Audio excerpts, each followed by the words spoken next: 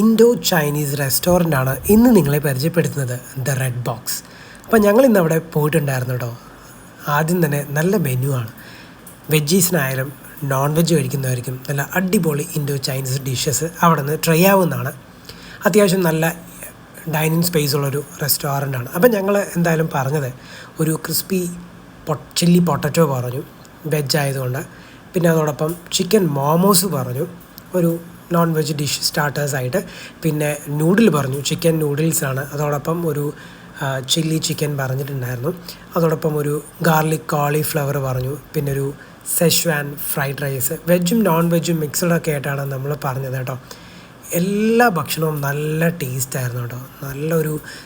ഒരു medium spicy ആയിട്ട് നല്ല ഭക്ഷണമായിരുന്നു. അപ്പോൾ ഒരു ഇൻഡോ ചൈനീസ് റെസ്റ്റോറൻറ്റ് നിങ്ങൾ നോക്കുകയാണെങ്കിൽ ട്രിവാൻഡ്രത്ത് നല്ലൊരു ഓപ്ഷനാണ് ദ റെഡ് ബോക്സ്, ബേക്കർ ജംഗ്ഷനിലുള്ള ഈ റെസ്റ്റോറൻറ്റ്.